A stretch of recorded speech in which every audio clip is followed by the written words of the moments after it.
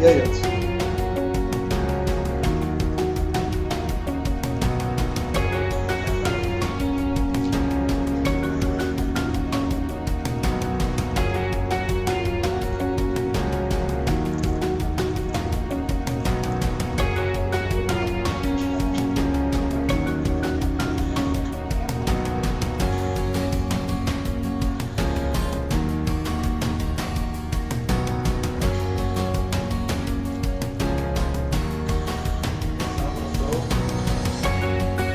Você dá ok, vocês me avisam. Agora está, tá? Você faz assim pra mim, porque eu...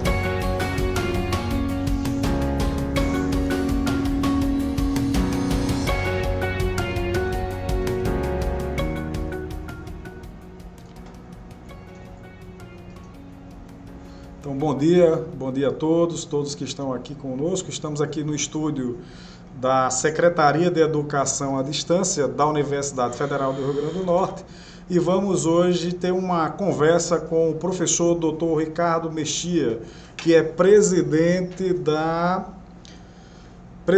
Associação Nacional de Médicos de Saúde e Políticas Públicas de Portugal. Ricardo, nós vamos bater um papo aí, o que você pode se apresentar bem melhor do que eu, né? E aí nós vamos falar sobre as prevenções no processo de entrada, no isolamento, proteção ao idoso, proteção à retomada das atividades, indicadores e testagem. Então são temas que nós estamos aqui discutindo no Brasil, estamos numa fase um pouco antes de vocês já passaram, eu vi que vocês estão aí em um processo de retomada das atividades, e eu queria que você, como representante dessa instituição super importante aí em Portugal, como é que vocês trabalharam isso, como é que foram as ações do Ministério da Saúde. Então fique à vontade, pode se apresentar. Eu queria também agradecer à professora Aliette por ter feito essa ponte entre a gente. Então, bom dia a todos, bom dia Ricardo, e bom dia também a todo o auditório. É um prazer estar a partilhar convosco algumas ideias sobre o que se foi passando aqui na pandemia de coronavírus em Portugal, e é verdade que ainda não estamos no fim, quer dizer, estamos a meio da situação, mas de facto estamos numa fase um bocadinho mais posterior em relação àquilo que se verifica no Brasil. E, portanto, muito obrigado pela oportunidade. Eu tentarei falar devagar, para que seja perceptível com a minha pronúncia portuguesa, mas estejam à vontade para me interromper, para qualquer questão que tenham ou algum comentário que surja. Portanto, eu sou Ricardo Mexia, sou médico de saúde pública, trabalho no Instituto Nacional de Saúde Dr. Ricardo Jorge, no Departamento de Epidemiologia, e estou envolvido também na Task Force de resposta ao surto de coronavírus em Portugal. Portanto, sou o presidente da Associação Nacional dos Médicos de Saúde Pública. E na prática vou tentar descrever aqui um pouco cronologicamente aquilo que foi ocorrendo em Portugal.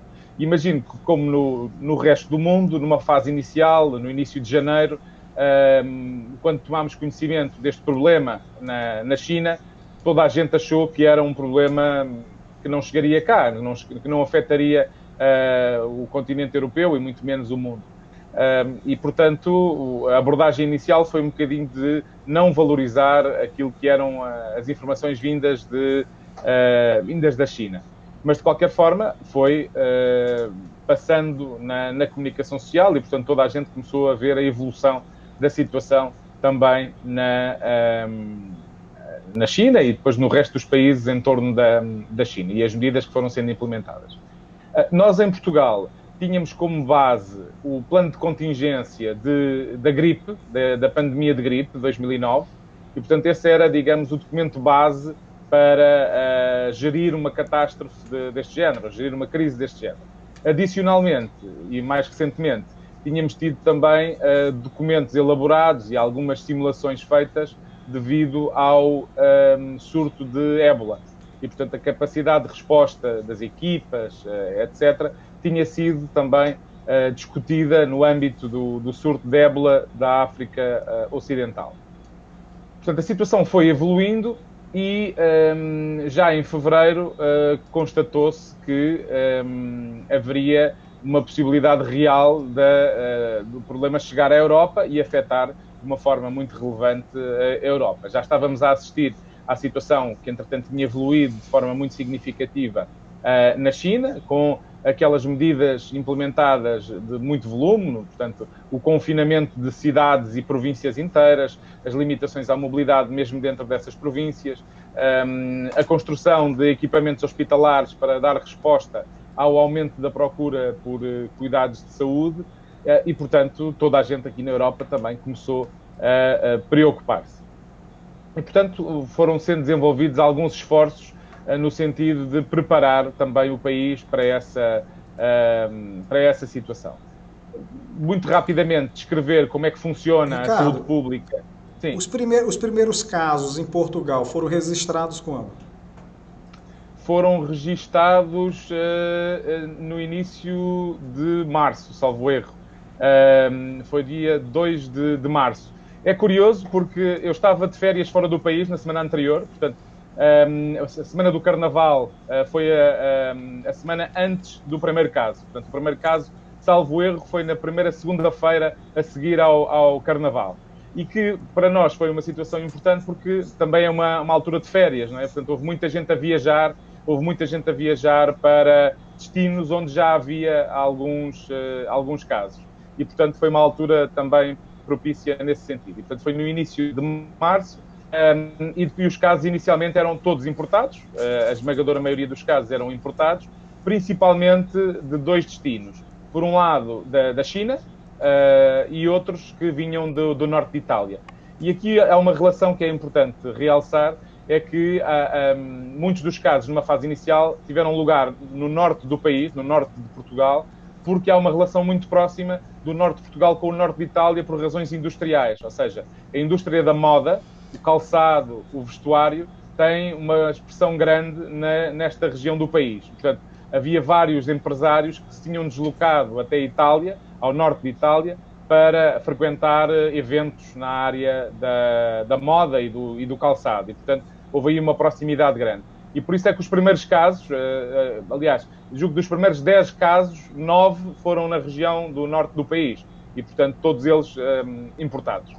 E, portanto, esse foi o cenário inicial. Só muito brevemente, para dar uma noção de como é que funciona o nosso sistema de saúde aqui em Portugal, nós temos um Serviço Nacional de Saúde, que eu julgo que é parecido com o SUS brasileiro, em que temos hospitais públicos, de gestão pública, distribuídos pelo país, de diversos níveis, e depois temos uma estrutura de cuidados de saúde primários, de atenção primária, que são centros de saúde, esses com uma dispersão muito maior ainda por todos os concelhos, por todos os municípios, e que tipicamente têm associados unidades de saúde pública. Estas unidades de saúde pública têm uma área territorial que abrange mais ou menos entre 200 a 400 mil habitantes. Portanto, estas unidades, que estão distribuídas também de forma geográfica pelo país, são responsáveis por entre 200 a 400 mil habitantes.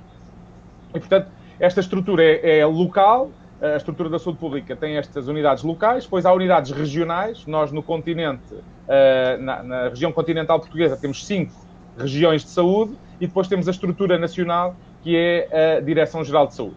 E a Direção-Geral de Saúde tem aqui o papel de emitir todas as normas, todas as recomendações, a legislação necessária é preparada pela Direção-Geral de Saúde. E portanto, desde cedo houve aqui uma preocupação de criar ferramentas para que os serviços, as unidades de saúde pelo país fora, soubessem o que fazer perante um caso suspeito. Numa fase inicial, uma comunicação muito focada em quem viajava, não é? Ou seja, em quem regressava de qualquer lugar onde potencialmente houvesse casos. Depois, progressivamente, o foco passou a ser também nacional. E, portanto, nessa fase... Ricardo, esse controle vocês faziam nos aeroportos e na parte de trens e metrô? Não, de todo. Ou seja, a chegada era feita de forma livre. Não havia algumas recomendações, havia cartazes na chegada a dizer que deviam as pessoas, regressando de zonas de risco, deviam ter mais cautelas, fazer algum distanciamento físico de outras pessoas, mas não havia, nós nunca chegámos a fazer entry screening, ou seja, as pessoas que chegavam não havia nem medição de temperatura, nem realização de teste. Nunca houve. houve um momento em que havia uma situação em que as autoridades de saúde recomendavam quarentena obrigatória de 14 dias. Ou seja, quem vinha do estrangeiro devia ficar em casa durante 14 dias. Só que depois houve um problema legal, a provedora de justiça veio dizer que isso era ilegal e então deixou de haver esse período dos 14 dias obrigatórios em casa para quem regressava. A única coisa que houve, e foi mais já numa altura ali em torno da Páscoa, em que se decidiu que apenas podiam atravessar as fronteiras pessoas que ou estivessem em trabalho ou estivessem a regressar à sua casa. Portanto, não haveria lugar a turismo para entrar, seja pela via aérea, seja pela via terrestre, seja pela via marítima. Foi a única coisa que houve ali durante um período, principalmente em torno da Páscoa. Porque há uma tradição grande aqui em Portugal que os nossos imigrantes, nós temos uma população imigrante muito grande, distribuída por Espanha, França, Itália, Alemanha, e que na Páscoa tendem a vir até Portugal, visitar a família. E, portanto, essas visitas foram desaconselhadas por forma a não haver maior importação de casos para Portugal. E, portanto, a abordagem inicial foi de dar informação a quem chegava ao país e também disseminar informação para a população. A resposta foi montada com base na emergência pré-hospitalar, a emergência médica, ou seja, numa fase inicial, o que devia acontecer é que uma pessoa que correspondesse a um caso suspeito devia contactar a linha Saúde 24, se fosse validado o caso, ou seja, se a definição de caso aplicada fosse validada, as pessoas eram então transportadas por ambulâncias da emergência médica, eram transportadas para os hospitais de referência. E havia 3 hospitais de referência a nível nacional. Portanto, havia 2 hospitais generalistas de adultos, um em Lisboa e outro no Porto, e havia um hospital pediátrico em Lisboa. Portanto, eram os 3 hospitais de referência os únicos que recebiam os doentes. O procedimento era, o doente era identificado enquanto caso validado, era então transportado até a essas unidades de referência, era feita a colheita de produto biológico, portanto, a Zaragatoa. Zaragatoa é um termo familiar para vocês. Swab. Exato, o swab da nasofaringe. A recomendação era naso ou orofaringe, um dos dois. Era feita a colheita e a amostra era enviada para o laboratório de referência, o Laboratório Nacional de Referência, que é no Instituto Ricardo Jorge, onde eu trabalho. E, portanto, todos os casos obedeciam a esse critério. O que é que acontecia? Um caso que fosse confirmado, todos os contactos próximos ficavam em quarentena, 14 dias. Ao fim de 14 dias, se não tivessem sintomas, podiam voltar à sua vida normal. Se desenvolvessem sintomas nos 14 dias, passariam a caso suspeito, eram transportados para uma unidade de saúde, onde era feita a colheita do swab e o procedimento era exatamente igual ao que já referi. E, portanto, numa fase inicial, toda a gente obedecia a este critério. E toda a gente ficava internada, ou seja, mesmo os casos ligeiros, e numa fase inicial a maior parte dos casos eram casos ligeiros, mesmo esses ficavam internados. Depois a situação foi evoluindo e houve mais hospitais, outros hospitais, que não apenas estes 3 de referência, que passaram também a receber doentes. Principalmente na região norte, que era onde havia efetivamente muito mais casos a surgir. E, portanto, esses hospitais passaram a receber estes doentes e, a determinada altura, constatou-se que havia demasiados casos a serem internados e que a maior parte deles não precisavam de estar internados porque os casos eram muito ligeiros, não tinham sintomatologia severa que implicasse particular cuidado. Então, os casos os mais ligeiros, passaram a fazer o seu isolamento em casa. Ou seja, tinham que se manter em isolamento, sem contacto com mais ninguém, nem com o seu agregado familiar, portanto, nem com as pessoas que o coabitavam, e ficou então, durante esse período, esperava até ficar sem sintomas. Uma vez que estivesse sem sintomas, faria, ao fim de 7 ou 14 dias, faria um teste. Fazia novamente um swab para ver se negativava. Depois faria, com o intervalo de 24 ou 48 horas, um segundo swab para ver se dava negativo. Com 2 testes negativos, era considerado recuperado. Portanto, podia voltar a fazer a sua vida normal. O que é que aconteceu em alguns destes casos? É que as pessoas tinham sintomatologia, ficavam sem sintomatologia, portanto, sem queixas nenhumas, nem febre, nem tosse, portanto, sem queixas, sem sintomas, faziam um teste e demorava muito a ter testes negativos. Ou seja, as pessoas continuavam positivas durante muitos dias. Nós temos pessoas positivas durante 30, 40, 50 dias, sem negativar o swab. E que implicava que estivessem em isolamento. Portanto, se continuam a ter um teste positivo, têm que continuar em isolamento. E passou a ser difícil manter as pessoas fechadas durante 50 dias, não é? Passou a ser um bocadinho complicado. Mas, de qualquer forma, neste momento a orientação mudou ligeiramente, até porque passámos a ter diagnósticos em pessoas que não tinham sintomas, e nos que não têm sintomas, basta apenas ter um teste negativo. Não precisa de fazer o segundo teste até ter 2 negativos. Basta ter um negativo. Questões numa fase inicial. À medida que nós fomos expandindo a nossa capacidade de diversos hospitais acolherem doentes, havia um problema em relação aos equipamentos de proteção individual. Ou seja, as máscaras, as luvas, as batas, as viseiras, não haviam em número suficiente para todos os profissionais de saúde. E isso veio a provocar que houvesse, numa fase inicial, muitos profissionais de saúde doentes. Portanto, os profissionais de saúde foram um grupo particularmente afetado. Entre médicos, enfermeiros, auxiliares, nós temos, neste momento, cerca de 11% dos nossos casos são profissionais de saúde.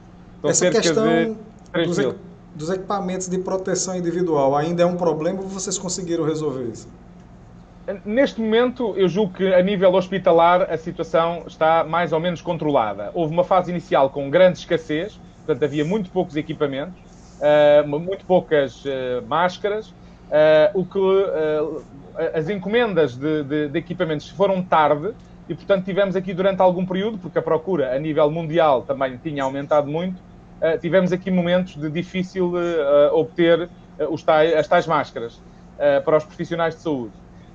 Houve também uma discussão importante em relação ao uso de máscaras na comunidade, porque durante muito tempo, quer porque a OMS, quer porque o Centro Europeu de Prevenção e Controlo de Doença e a própria Direção-Geral de Saúde, não recomendavam o uso de máscara sem ser em pessoas doentes. Ou seja, desde uma fase inicial, os casos suspeitos deviam colocar uma máscara cirúrgica e permanecer com máscara cirúrgica sempre que estivessem em contacto com outras pessoas.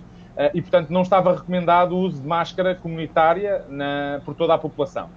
Foi digamos, uma campanha importante de um conjunto de entidades fora do Ministério da Saúde que promoveram, então, a utilização de máscaras e, neste momento, já está previsto, pelas autoridades também, a utilização de máscaras num conjunto de locais onde a distância física não consiga ser mantida. No supermercado, nos transportes públicos, no ônibus, no trem.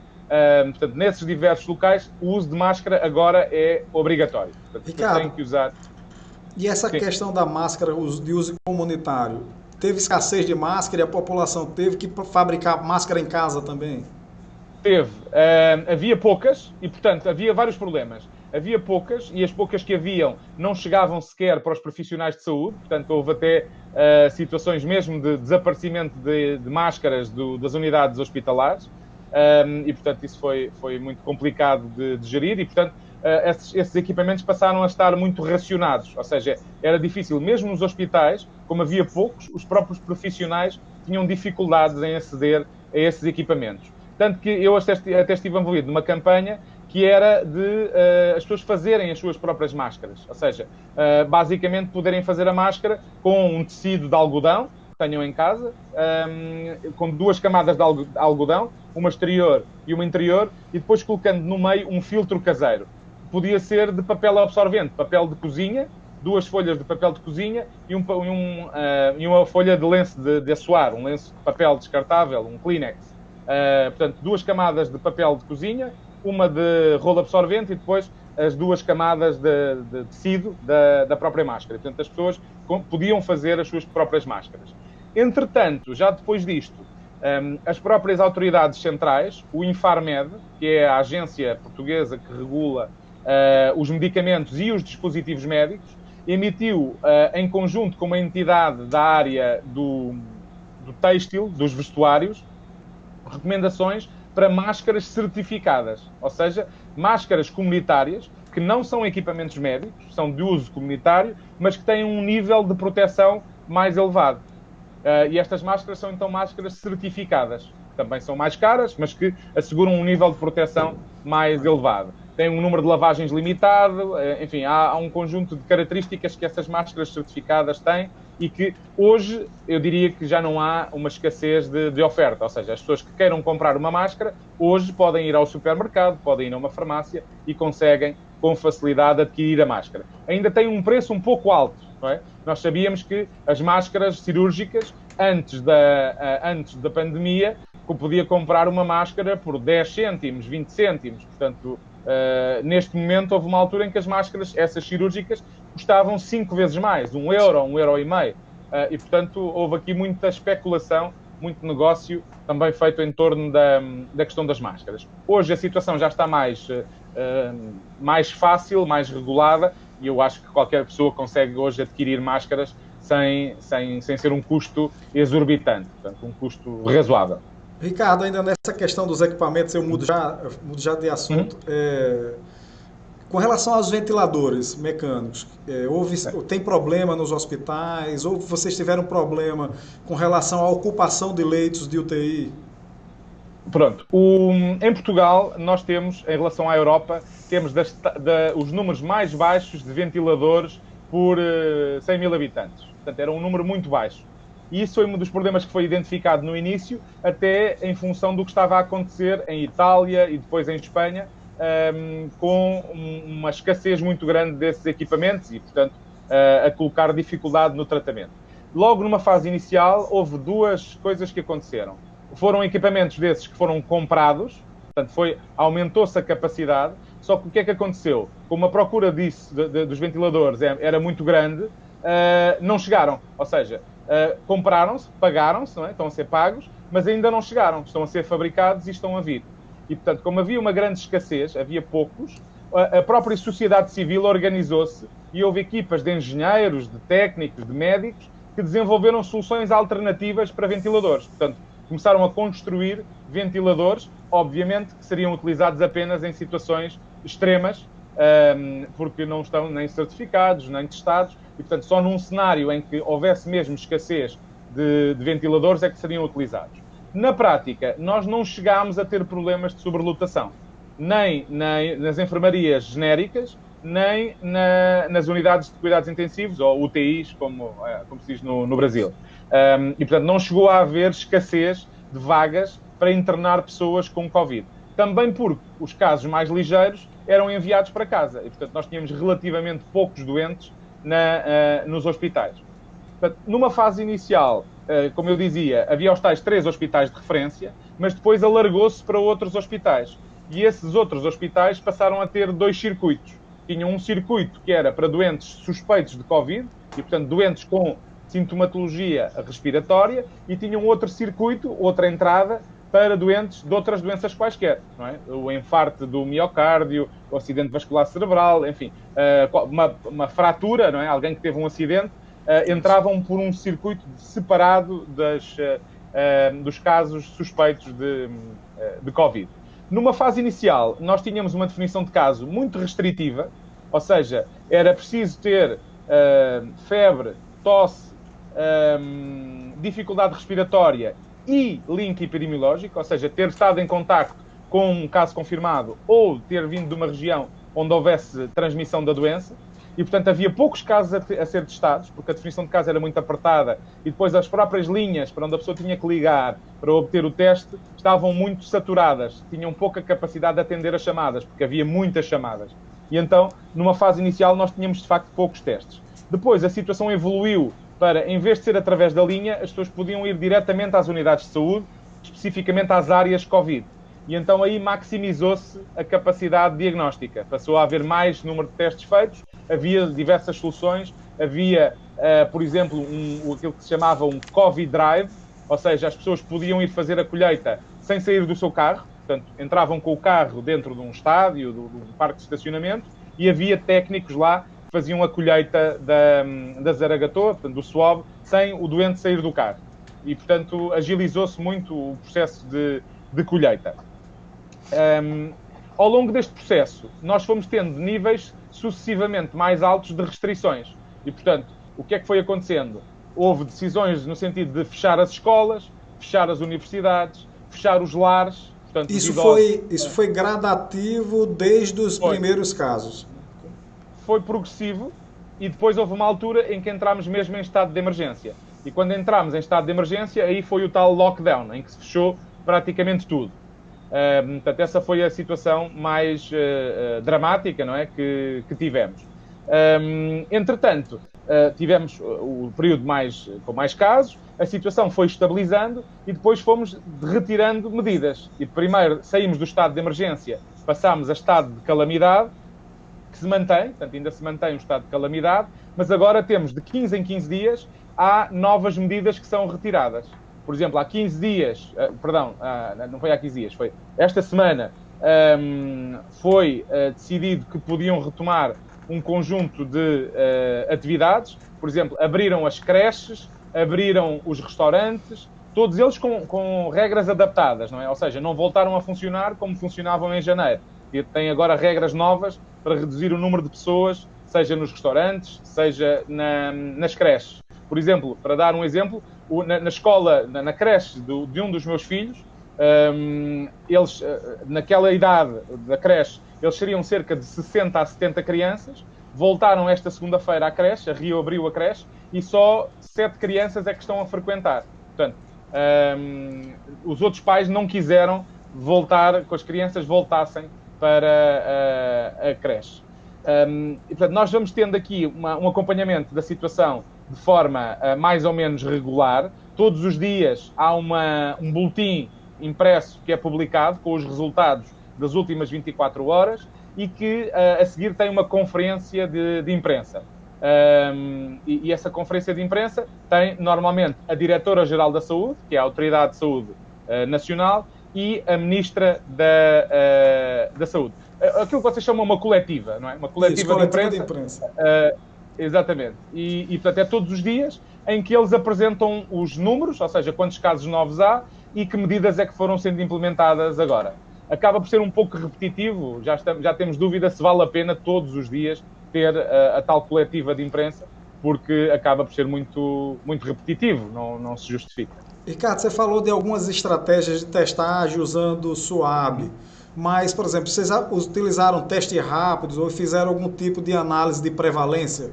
Então, neste momento está a decorrer o inquérito serológico para o Covid.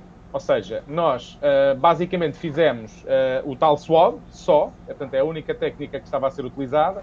Depois houve alguns municípios que passaram a usar alguns testes rápidos, portanto testes qualitativos para diagnóstico da presença de antigênio ou anticorpo, e que nós não consideramos como testes diagnósticos, porque esses testes só positivam ao fim de algum tempo do doente. Portanto, para nós, testes diagnósticos são sempre os métodos moleculares, portanto, o PCR, RT com o SWAB, portanto, é o que nós usamos como diagnóstico. Vocês chegaram a avaliar a qualidade desses testes rápidos aí? Não chegámos a avaliar a qualidade dos testes, porque não houve volume suficiente e eles foram utilizados muito pelos municípios. Ou seja, mas não houve uma validação central do Ministério da Saúde no sentido desses testes serem feitos. Foram os próprios autarcas, as próprias câmaras municipais que entenderam fazer esses testes e distribuir esses testes. Mas, do ponto de vista central, não foi assim. O que aconteceu foi, então, o tal inquérito serológico, que está agora a ser montado e que vai ser feito, então, com colheita de sangue e quantificação dos títulos de anticorpos. Já temos uma experiência muito local, no Algarve, na região do Algarve, no sul de Portugal, em que foi possível fazer estudos serológicos a um grupo de população em Lolé. Lolé teve uma série de casos e, portanto, houve muitos testes feitos, muitos swabs, e fizeram, então, o estudo serológico nessa região. E o que eles constataram com esse estudo serológico, mas é específico de uma região e é um contexto em que houve muitos casos, é que eles constataram que o número de indivíduos que tinham anticorpos era 14 vezes maior do que o número de pessoas que tinham tido o diagnóstico com o swab. E, portanto, eles estimaram que o número de casos real seja 14 vezes maior do que o número dos casos notificados. Fizeram estimativa de subnotificação. Na prática, subdiagnóstico, porque houve muitos casos de pessoas que nem sequer valorizaram, tiveram sintomatologia muito ligeira e, portanto, nem sequer procuraram cuidados de saúde, portanto, não foram diagnosticados. Chegou uma pergunta aqui para você, Ricardo, do Oswaldo Negrão. Qual foi o número médio de testagem por 100 mil pessoas? Nós temos, é uma boa pergunta. Eu posso abrir aqui o boletim e posso-vos dizer já quantos testes fizemos. Mas nós tivemos um número muito alto de casos suspeitos. Nós temos, salvo erro, à volta dos 300 mil casos suspeitos. Mas para confirmados, depois são substancialmente mais baixos. Deixem-me só abrir aqui o relatório de hoje. Até vos apresento já os dados de hoje mesmo. Portanto, os dados são apresentados mais ou menos à hora de almoço. A conferência de imprensa é ao meio-dia, 13h, e os dados refletem as 24 horas anteriores, ou seja, das 0 às 24 do dia anterior. Portanto, nós tivemos um total de 303.800 casos suspeitos. O total de confirmados é de 29.912, portanto 30 mil casos confirmados. E depois mantemos ainda 22 mil pessoas em vigilância neste momento. O total de óbitos é de 1.277. Portanto, morreram 1.277 pessoas com diagnóstico confirmado por Covid-19. Aproveito para falar um pouco sobre a mortalidade também. Nós temos vários estudos que demonstram um excesso de mortalidade da ordem, dependendo da técnica, de mais 1.500 até 4.000 casos. Ou seja, se nós tomarmos o estudo, é um estudo feito pela Faculdade de Medicina, que fala em mais 4.000 casos, 4.000 óbitos do que seria esperado, nós temos notificados 1.277 e, portanto, haverá aqui um número elevado de mortes que não são explicadas por Covid. O que nós achamos é que há dois cenários. Haverá entre estes óbitos alguns que serão por Covid, mas que não foram diagnosticados, portanto não foi feito o teste diagnóstico e, portanto, não foram notificados como casos Covid, mas temos outra situação que é preocupante, é de pessoas que têm outras doenças, mas que por medo não recorrem aos cuidados de saúde e, portanto, podem ter um infarto, um AVC, qualquer situação de doença grave, mas que, como têm receio de contrair a doença no hospital, não vão. E quando vão, já vão numa situação muito negativa, muito severa, e as equipas de saúde já não conseguem tratar o doente. E acaba por haver um óbito em excesso, e, portanto, que obviamente é de lamentar. E, portanto, essa Ricardo, é uma das... já que você falou de tratamento, aqui no Brasil tem um tema muito polêmico, que eu não sei se aí em Portugal teve também, que é com relação ao uso da cloroquina. Essa é a pergunta de Valéria Queredídio e da professora Heloísa Oliveira, da UERJ, da Universidade do Rio de Janeiro. Os protocolos de tratamento são totalmente intra-hospitalares aqui em Portugal, ou seja, os casos ligeiros, que é a esmagadora maioria, 85% a 90% dos casos, não são internados. Portanto, ficam no seu domicílio e não fazem nenhuma terapêutica. Podem fazer, eventualmente, paracetamol por causa da febre, mas, à parte disso, não têm nenhum tratamento. 85% a 90% dos casos ficam em casa e resolvem a situação em casa sem medicação. Nos casos hospitalares, tem havido, os protocolos hospitalares foram variando em função do conhecimento que íamos tendo, mas alguns incluíam hidroxicloroquina com azitromicina, incluem agora outros medicamentos mais recentes, está-se a estudar a questão do remdesivir. Enfim, há diversas opções terapêuticas, mas que são exclusivamente intra-hospitalares. Não há tratamento ambulatório com qualquer tipo de medicação. Esses protocolos foram estabelecidos pelo Ministério da Saúde? Mais ou menos. A parte deles, sim, mas grande parte desses protocolos é feito internamente em cada hospital. Muitos deles com base na documentação dos hospitais de referência, mas existem alguns protocolos também feitos pela Direção-Geral de Saúde no sentido da abordagem terapêutica dos doentes. Eu acho que essa aí responde também à professora Marise Freitas, que é justamente a abordagem farmacológica que tem sido utilizada e os fármacos em que situação. Acho que você respondeu, né? Eu não domino a terapêutica concretamente, as doses, etc. Mas é uma situação, o protocolo terapêutico tem sido muito dinâmico, tem evoluído muito. Ou seja, os próprios hospitais vão se ajustando àquilo que é a evidência que vai sendo disponibilizada. Não é? Houve uma fase inicial em que a hidroxicloroquina até tinha sido considerada como muito promissora, mas depois constatou-se que não trazia particular mais-valia aos doentes em quem era aplicado. E, portanto, se numa fase inicial isso ainda até houve uma situação um bocadinho complicada, que foi muita gente a querer ter receitas, prescrições de cloroquina para ir à farmácia comprar, para ter em casa, mas também rapidamente essa situação acabou por ser controlada, porque é um fármaco que é utilizado com outras indicações e portanto, não podia esgotar por essa via. Praticamente não tinha efeito, então. De acordo com a última evidência, havia aqueles estudos de franceses em que eles tinham demonstrado um grande sucesso terapêutico, mas não tinham um grupo de controle. Ou seja, quando houve estudos feitos como grupos de controle, a evidência foi muito no sentido de que não trazia redução da mortalidade, não trazia redução do internamento, do tempo de internamento.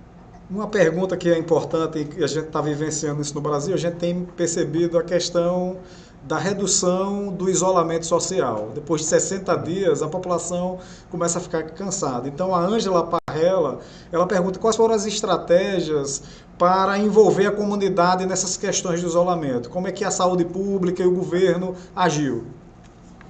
A abordagem foi, como eu disse, foi faseada. Ou seja, numa fase inicial, de facto, as pessoas não podiam sair de casa e, por exemplo, no fim de semana da Páscoa, e no fim de semana do 1º de maio, que é também um feriado muito importante, ou seja, em que as pessoas tinham 3 dias seguidos sem trabalho, havia o risco das pessoas poderem ir de férias. E então, durante esses 2 fins de semana, o da Páscoa e o do 1º de maio, as pessoas não podiam sequer sair do seu concelho. Portanto, deviam ficar no próprio concelho. E as saídas eram restritas para ir às compras, portanto, comprar comida, comprar medicamentos, ou para ir trabalhar. Havia depois a possibilidade também de alguma prática de exercício físico, mas eram medidas muito pouco permissivas para quem podia andar na rua. Inclusivamente, a polícia fazia, não sei como é que se traduz em brasileiro, para o Brasil, operações stop, ou seja, a polícia bloqueava a estrada e cada condutor era obrigado a explicar porque é que estava na estrada, onde é que ia, se ia trabalhar, se ia às compras, não é? Aqui se a gente chama de blitz. A polícia faz uma blitz. Pronto, exatamente. E, portanto, nessa situação, se a pessoa não tivesse uma justificação válida para estar na rua, tinha que voltar para trás e regressava para a sua casa. Depois, progressivamente, houve um conjunto de atividades que foram sendo retomadas. Portanto, nós tínhamos o estado de emergência, em que havia restrição completa, lockdown completo. Depois passámos ao estado de calamidade e no estado de calamidade depois acabou por haver já algumas atividades económicas que foram retomadas. As lojas mais pequenas puderam recomeçar. Portanto, houve aqui um conjunto de atividades que devagarinho foram sendo retomadas. Depois avançou-se, esta segunda-feira, agora há 4 dias, alargaram-se um pouco mais as atividades que passaram a funcionar. Portanto, as creches, portanto, da primeira infância até aos 3 anos, passaram a funcionar. As escolas secundárias, ou seja, aqueles que estão quase a entrar na universidade, também voltaram, porque têm os exames para entrar na universidade, o vestibular, não é? Têm esses exames. Reabriram os estabelecimentos de restauração, portanto, restaurantes voltaram a abrir e, portanto, vai sendo faseado. Por exemplo, agora, daqui a 1 semana e meia, portanto, o intervalo das novas aberturas é de 15 em 15 dias. De 2 em 2 semanas, há novas atividades que podem ser retomadas. Por exemplo, daqui a 2... Inicialmente só podiam abrir lojas até 200 metros quadrados. Depois vão poder abrir lojas até 400 metros quadrados. E depois vão poder abrir outras lojas que sejam de dimensão maior. Não é? Shoppings, então, pelo que você está falando, os shoppings aí são as últimas. Ainda não. Shoppings ainda não. Lojas pequenas são aquelas que ficam Lojas de rua, Porta né? aberta para a rua, exatamente. Porta aberta para a rua, tal e qual. Excelente. E foi primeiro as 200 metros quadrados, depois as de 400 metros quadrados. Uma Eu, das coisas que, por exemplo, recomeçou foram cabeleireiros. Cabeleireiros e barbeiros retomaram já há 15 dias atrás. sim, foi uma das primeiras atividades, eu estive acompanhando. Sim, Agora, sim, sim, eu vi que há um esforço para a retomada das atividades, inclusive o Marcelo, o presidente, ele tem ido ao supermercado para estimular sim. as pessoas a voltar. Então, você está retomando as atividades, mas tem um medo da população de contrair a doença. Né? Mantém-se algum receio e sem prejuízo de estarmos a retomar algumas atividades, mantém-se um dever geral de recolhimento. Ou seja, apesar de haver menos restrições agora, em princípio, as pessoas mais vulneráveis devem manter-se em recolhimento. Por exemplo, vão recomeçar as visitas aos lares, as visitas aos lares de idosos, mas têm que ser feitas com regras muito apertadas para reduzir o risco. Porque o que nós tivemos depois numa fase aqui mais recente foi que tivemos muitos casos em lares. E quando tínhamos um caso de um idoso ou de um funcionário do lar, um trabalhador do lar doente, quando se depois analisava o resto da população residente, constatávamos que havia muitos casos de doença no lar. E infelizmente, como sabemos, os idosos são um grupo de risco e também temos uma mortalidade elevada associada aos idosos. Já que você falou de idosos, teve uma política específica para a proteção do idoso? Teve. Numa fase inicial, era acima dos 70 anos, as pessoas deviam permanecer em casa, portanto foi mesmo permanecessem em casa, e acima dos 70 anos não têm atividade laboral, portanto não estavam seguramente a trabalhar, e os próprios lares, ou seja, os sítios onde residem muitos idosos, acabaram por não poder ter visitas. Ou seja, não havia visitas, a própria família não podia visitar o idoso. Portanto, tinham que usar ou o telemóvel, o celular ou o computador para fazer telechamadas com os familiares, porque não estavam previstos visitas a esses lares. Você tem aí o percentual de óbitos em idosos? Tenho aqui no boletim. O boletim, nós temos casos, óbitos. Ou seja, nós abaixo dos 50 anos temos 15 casos. E, portanto, todos os outros casos, todos os 1.250 casos, mais ou menos, são acima dos 50 anos. Temos, acima dos 80 anos, temos cerca de 850 casos. E, portanto, mais de metade dos casos são acima dos 80 anos. 70%, mais ou menos. Sim, são 850 em 1.300, mais ou menos. O Leonardo Lima fez uma pergunta que é o seguinte: como a indústria nacional atuou no enfrentamento à pandemia? Houve planejamento de plantas de fábricas e reorganização da linha de produção? Porque a gente viu que houve uma disputa mundial por equipamentos e uma série de coisas. Não, todas as empresas, sejam fábricas ou outra atividade qualquer, todas as empresas tiveram que criar um plano de contingência. E esse plano de contingência tinha que prever a readaptação das atividades para reduzir o risco. E isso pôde implicar, desde, por exemplo, nos supermercados, foram obrigados a criar estruturas físicas de separação, barreiras em acrílico ou vidro, acrílico mais barato, não é? Portanto, a maior parte foi em acrílico, que separavam os operadores de caixa, por exemplo, dos clientes. E, portanto, cada atividade teve as suas próprias medidas. Outras atividades que tinham atendimento ao público, por exemplo, criaram também barreiras físicas para separar os clientes dos trabalhadores. Na parte de produção, portanto, a parte fabril, também, sempre que era possível distanciar os postos de trabalho, isso foi feito. Entendi. Em articulação com a medicina do trabalho. Vocês tomaram decisões, por exemplo, com relação a definir as fases e os estágios, primeiras escolas, e aí vocês foram tomando várias ações. Então, o professor José Dias, que é um pesquisador nosso aqui da universidade, está em Harvard hoje, ele trabalha, a área dele é física, ele fez uma pergunta que é o seguinte: qual a importância dos modelos físicos e matemáticos para o planejamento de entrada e saída do lockdown? Foi usado esses modelos matemáticos, como o do Imperial College? Aí... Bem, sim. O que sabemos é que todos os modelos estão errados, não é? Há uns que estão mais errados que outros, mas estão todos errados porque partem de pressupostos. Por exemplo, o modelo inicial do Neil Ferguson, do Imperial College, previa uma mortalidade muito mais elevada do que acabou por acontecer, mesmo nos sítios onde a situação está pior, nos Estados Unidos, em Espanha ou em Itália. Porque os modelos, esses modelos iniciais do Imperial College não previam nenhum tipo de intervenção e, portanto, era um crescimento exponencial que não tinha... Era improvável que acontecesse na natureza. Mas sim, nós usamos modelos para fazer a previsão das ocorrências, para dimensionar quer a resposta do ponto de vista dos cuidados de saúde primários, da parte laboratorial e da parte também das unidades de cuidados intensivos. Portanto, tudo isso foi dimensionado usando modelos. Numa fase inicial, os modelos estavam a sobreestimar, portanto, sobreestimavam muito a procura. Depois, entretanto, à medida que íamos tendo mais dados, os modelos foram sendo ajustados e passaram a ter uma previsão mais correta.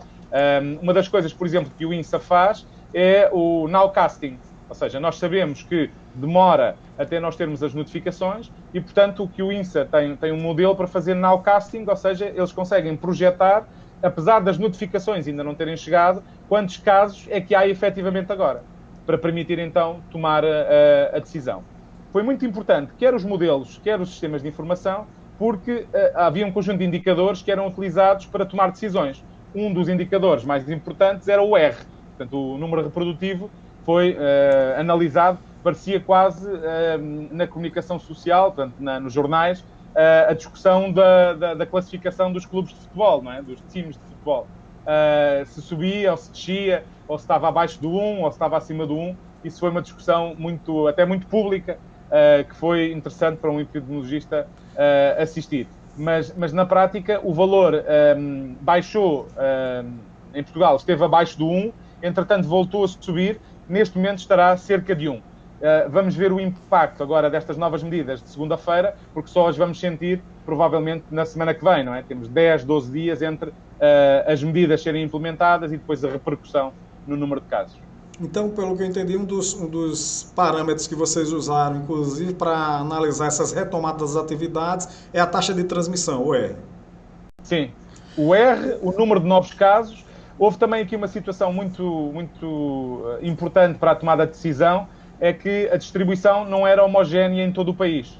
O país tinha muitas diferenças. Nós tivemos muitos casos no Norte. O Norte tem, ainda hoje, mais de metade dos casos e, portanto, nós temos 16.540 casos no Norte, para um total de 29.912, mas, entretanto, agora a situação evoluiu e estamos preocupados com aquilo que se passa aqui na região de Lisboa, em que tem vindo a haver um aumento do número de casos. Mas, por exemplo, mesmo ao lado de Lisboa, ou melhor, a região ao lado de Lisboa, para o interior, o Alentejo, teve apenas 250 casos. E, portanto, tivemos 16.000 no Norte, 8.800 em Lisboa e apenas 250 na região do Alentejo. É evidente que é uma região com muito menos população, tem muito menos habitantes, mas ainda assim a taxa de incidência é muito mais baixa no Alentejo do que no resto do país.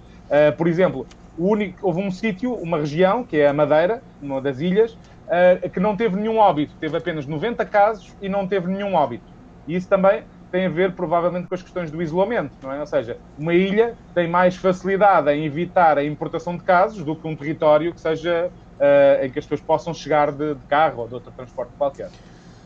Ricardo, chegou uma pergunta da professora Lília Moneiro, que é da área de comunicação aqui da UFRN, e ela perguntou como está sendo feita as campanhas de informação para a população, quais as estratégias, além da mídia tradicional. Como é que vocês traçaram isso? A Direção-Geral tem uma estratégia de comunicação que inclui os diversos recursos. Portanto, há os mídias convencionais, rádios, TVs, jornais, e há também uma estratégia para as redes sociais.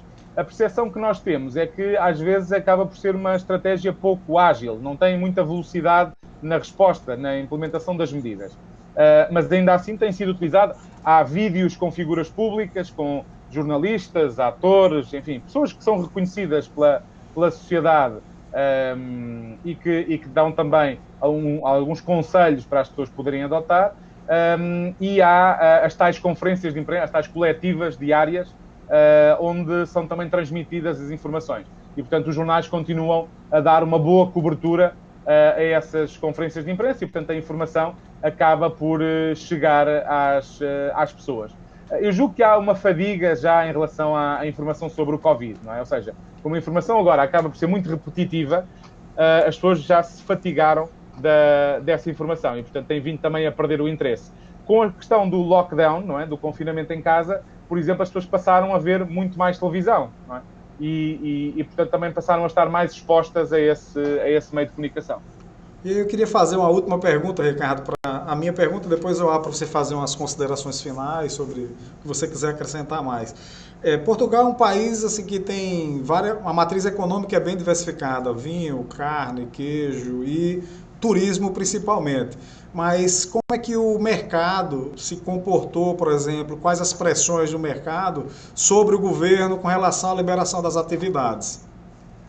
Essa foi uma discussão que eu imagino que seja igual em todo lado, não é? Ou seja, a economia versus a saúde. Mas eu julgo que foi possível cá fazer a discussão de uma forma um pouco até, diria, construtiva. É que não há economia sem saúde, mas também não há saúde sem economia. E, portanto, aqui não se tratava de escolher uma ou outra. Trata-se de encontrar um equilíbrio nas medidas que permita aquilo que conseguimos até agora, que é, na prática, ninguém tinha a expectativa de não haver casos. Quer dizer, era irreal pensar que não ia haver casos. O que nós conseguimos aqui foi evitar o crescimento exponencial, que iria levar à sobrecarga do sistema de saúde. O nosso sistema de saúde conseguiu sempre acolher com alguma facilidade as diversas medidas, o aumento da procura de casos. Portanto, nunca houve ruptura do serviço de saúde. E, portanto, agora também a abordagem vai um pouco nesse sentido. A ideia é que ir reduzindo as restrições, mas está sempre presente a ideia de que se as coisas começarem outra vez a descambar, podemos ter que voltar atrás. E, portanto, os próprios operadores económicos também perceberam que não dava para fazer tudo de uma vez. Tinha que ser uma retoma faseada, por forma a não termos que voltar tudo para trás. E, portanto, há aqui um equilíbrio entre a parte económica. Sabemos que vai haver uma recessão enorme aqui na Europa e provavelmente a nível mundial. Temos uma taxa de desemprego que aumentou muito. Há algumas empresas que já não vão conseguir voltar, ou seja, estiveram encerradas. Muitas delas entraram em processos de layoff para reduzir as despesas, mas eventualmente já não vão ter condições de retomar a sua atividade e, portanto, a situação vai piorar do ponto de vista económico. Isso já é um dado adquirido por quase toda a gente. E, portanto, aqui o segredo é tentar equilibrar esta retoma económica com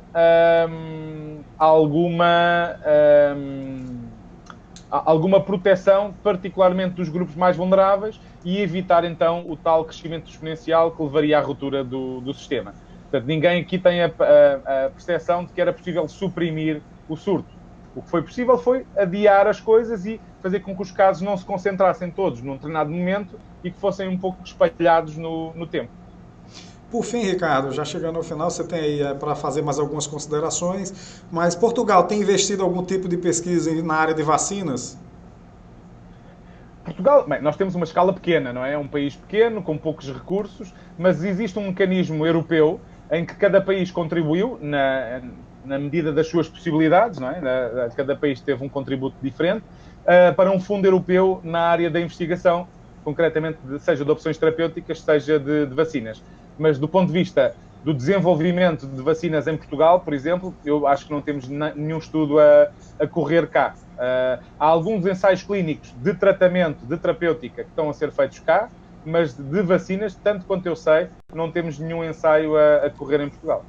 Ricardo, muito obrigado. Eu deixo a palavra final para você e tenho certeza que depois aí junto com a Aliette a gente vai desdobrar outras coisas. É provável que eu esteja aí no final do ano, se tudo voltar para essa nova normalidade e as questões aéreas permitir que a gente esteja aí. Mas eu queria que você fizesse as considerações finais. Foi uma satisfação conversar contigo. Muito obrigado pelo convite. Para mim também foi um gosto. Espero ter correspondido ao solicitado e e acho que não tinha a apresentação completamente estruturada com slides, mas acho que assim, respondendo a perguntas, acaba por ser mais dinâmico e vai ao encontro daquilo que sejam as vossas preocupações. Nós, o que sabemos neste momento é que ultrapassámos o primeiro embate, mas também sabemos que a situação não está resolvida. Acreditamos que só há uma de 3 maneiras de resolver o problema. Ou temos a vacina, ou temos uma arma terapêutica que seja eficaz e segura, ou temos imunidade de grupo. E aparentemente nenhuma destas 3 soluções está assim muito próxima, está muito disponível para já. E portanto vamos ter que lidar com o vírus ainda durante algum tempo. E portanto acho que a mensagem cá, que toda a gente já percebeu, é que vamos ter que nos adaptar, vamos ter que prescindir de algumas coisas, vamos ter que fazer algumas coisas de maneira diferente.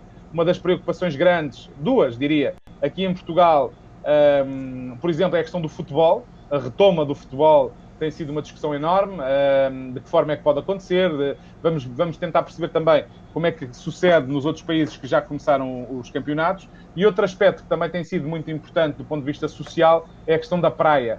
E, portanto, vão ser criadas regras muito específicas para reduzir a densidade populacional nas praias. Ou seja, o número de pessoas a frequentar a praia vai ter uma espécie de semáforo em que as pessoas vão saber se a praia está muito cheia, se está pouco cheia, e se estiver muito cheia, em teoria as pessoas não vão poder aceder até que haja pessoas a sair. No próprio areal vai ter que haver distâncias, as pessoas vão ter que guardar pelo menos 1,5 metro de distância para o outro banhista, para outra pessoa que esteja na praia. E, portanto, é uma essas 2 preocupações, o futebol e a praia, que, do ponto de vista social, têm gerado uma grande preocupação. E, portanto, nós sabemos que ainda não está resolvido. Há aqui um receio fundamentado de que a segunda onda possa vir aí, e, portanto, estamos a monitorizar a situação para identificar de forma precoce se há um aumento dos casos, que possa eventualmente implicar uma reintrodução das medidas mais restritivas. E, portanto, é um cenário que todos nós queremos afastar, mas se for necessário para proteger as populações e para assegurar que continuamos num processo de desconfinamento, pode ter que ser necessário voltar a implementar algumas das medidas, dependerá de tudo o que acontecer. Ricardo, muito obrigado, foi um prazer falar contigo. Tivemos aí aproximadamente 1 hora de conversa e de muito aprendizado. Muito obrigado e até uma próxima. Também. E fica também o convite para quando vierem cá, para podermos também ter uma interação mais próxima e poder trocar também impressões. Espero que no Brasil a situação também evolua positivamente nos próximos dias, por forma que daqui a algum tempo possamos fazer ao contrário, ou seja, o Brasil a explicar como é que abordaram o problema e como é que conseguiram resolver a situação. Muito obrigado mais uma vez. Estaremos em breve nesse debate também. Um abraço. Até mais. Um abraço, obrigado.